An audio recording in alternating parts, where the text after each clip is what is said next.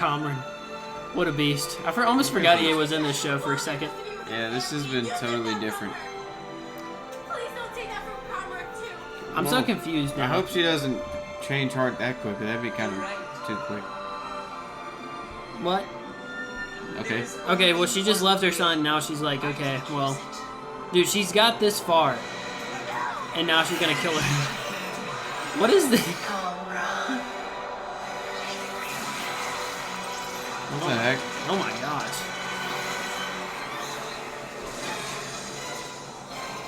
Huh.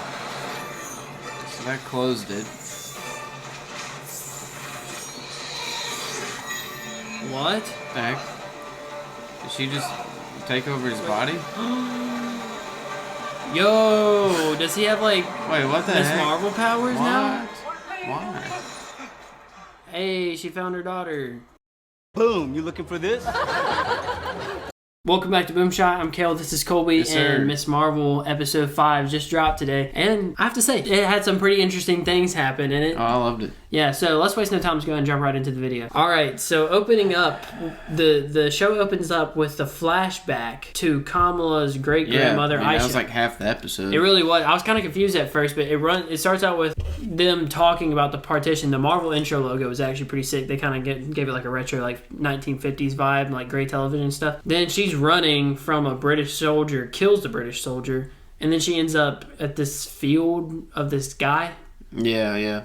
So what was Which your turns take on out that? to be Hassan. Kamala's great-grandfather. Yeah, that actually, like, their story was pretty cool. And Yeah, I loved it. I mean, Yeah. that might be my favorite section of the whole series, honestly. yeah, it was really interesting, like seeing her get there, and then he walks up and offers her a place at his cottage, and then you see later it like fast forwards very subtly, and you see that she's pregnant and they've been married or whatever. I thought that was really cool. It's nice little story. We got to see a flashback of like what it was like during those days during the partition. And we hinted at that too. Yeah, Of like, okay, they're gonna show us the end result and then explain how it happened later. yeah, exactly. And they've been doing that a lot in this series, which I love personally, Yeah. especially how they do it in this episode with time travel. Yeah, no, it was really, yeah, we'll get to that in a minute. So fast forward, it shows kind of a flashback. It continues with the flashback. We get to the partition, and Aisha's running from Najma and Dude, her she's creepy. Clementine. Dude, she to looks the actors. creepy. Yeah, she looks The creepy. actor, I mean, yeah, she does a good job of She does. intimidation. So Aisha's running from Najma because Najma wants Aisha to do the same thing that she wants Kamala to do now. And then she kind of like steps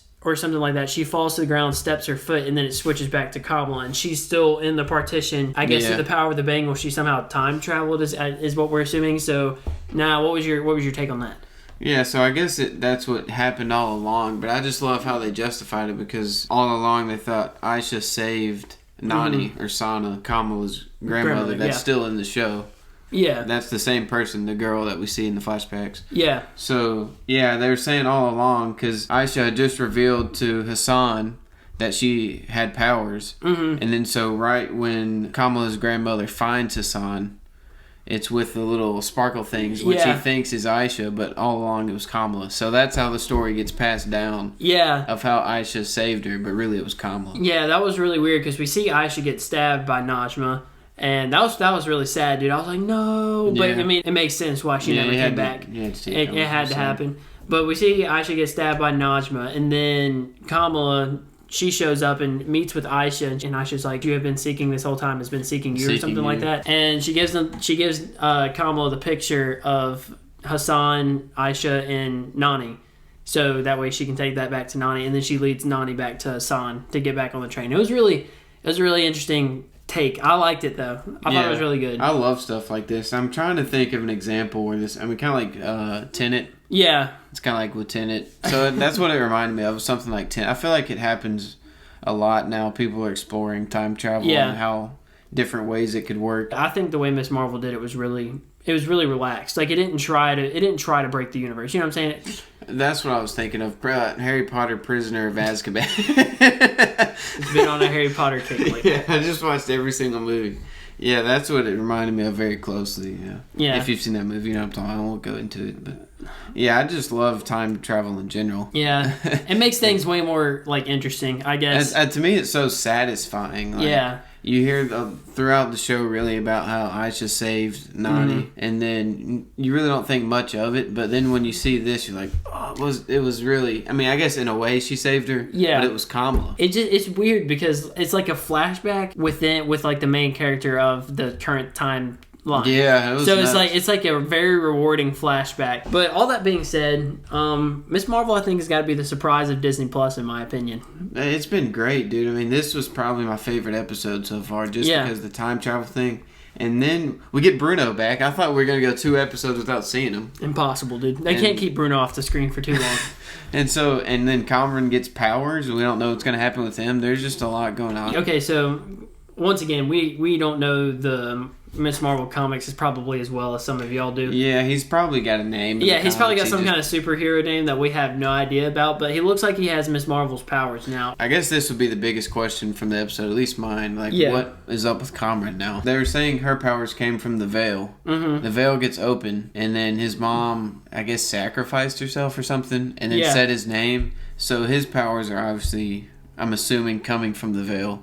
And the veil is yellow, so maybe that's why he's yellow. Mm-hmm. His powers are yellow. I don't really know. Like, that's what I'm kind of confused about. Is like his powers from his mom only? Or see, that's what I'm wondering. Because she like died, and then like her spirit or whatever it was just like transferred straight to Kamran, and then he gets like knocked to his feet by it. But you would think like if she had the ability to have these powers all along, why wasn't she using it?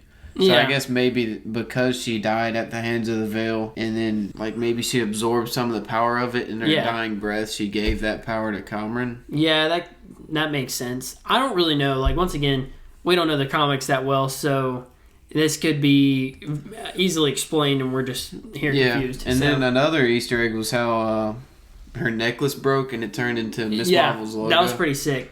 That's probably one of my favorite parts. And she's like, "Oh, this is Kamala's or whatever," and then she holds up a necklace and it goes into frame and it shows a lightning bolt, which I think is sick. What do you think happens with Kamran and Bruno though? So we see Kamran goes to Bruno because he didn't know, or Brian goes to Brian because he didn't know where else to go. That was creepy, dude. It was creepy, dude. He was just like nowhere. He was just like standing behind the trash can, like conveniently. Something's up with him, dude. Yeah, I'm kind of sussy, but the DODC is chasing him now, so.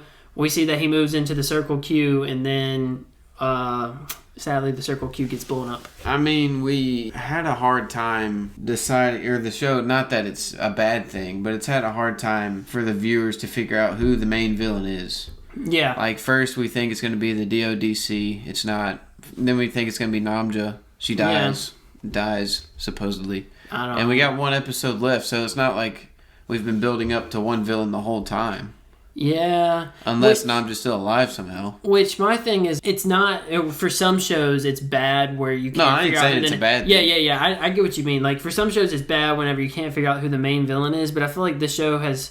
It's not really been about a villain more than anything. You realize, right, you know what I'm saying? It's about Kamala, really, and her family history. Yeah, it's like it's not tried to be about a villain. It's between this big matchup of Kamala versus the big villain. We've been getting fights along the way, but really this has been, like you said, a family origin story, pretty much.